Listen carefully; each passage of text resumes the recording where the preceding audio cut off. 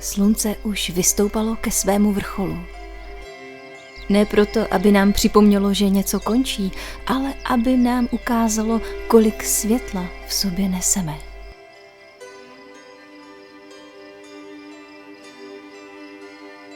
Letní slunovrat není jen den v kalendáři. Je to připomínka, že i my máme chvíle, kdy jsme plní života, odvahy a tvořivé síly. A že z těchto okamžiků můžeme čerpat ještě dlouho poté.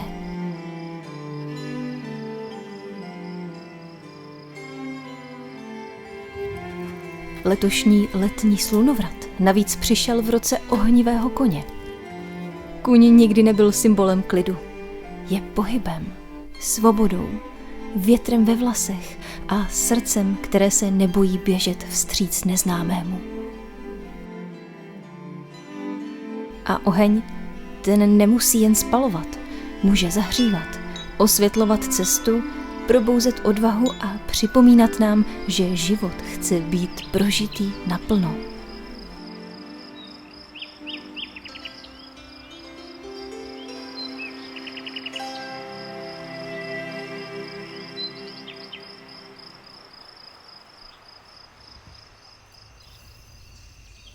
Možná i proto letošní léto začalo tak intenzivně.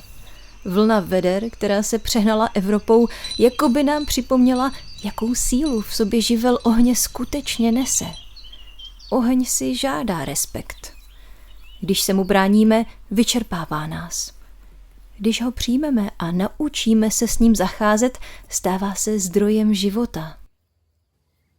A možná právě to je pozvání tohoto roku. Nemusíme běžet rychleji, nemusíme být neustále produktivní.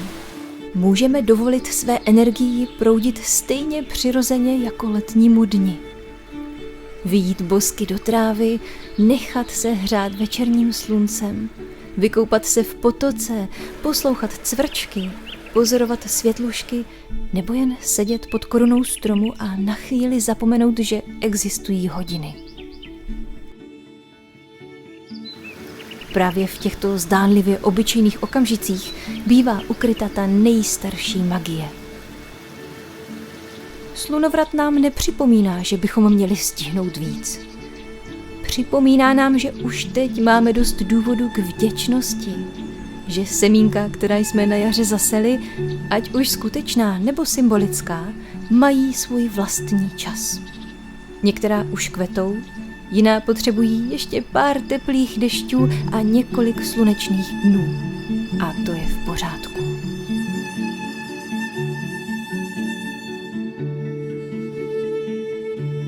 Rok ohnivého koně nás učí odvaze.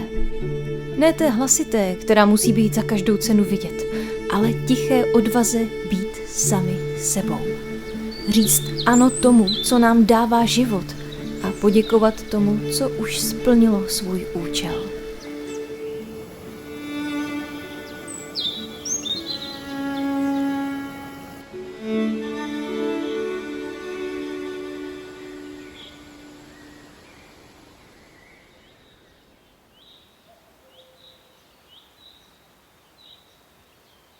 Možná největší kouzlo tohoto léta nespočívá v tom, že se stane něco výjimečného.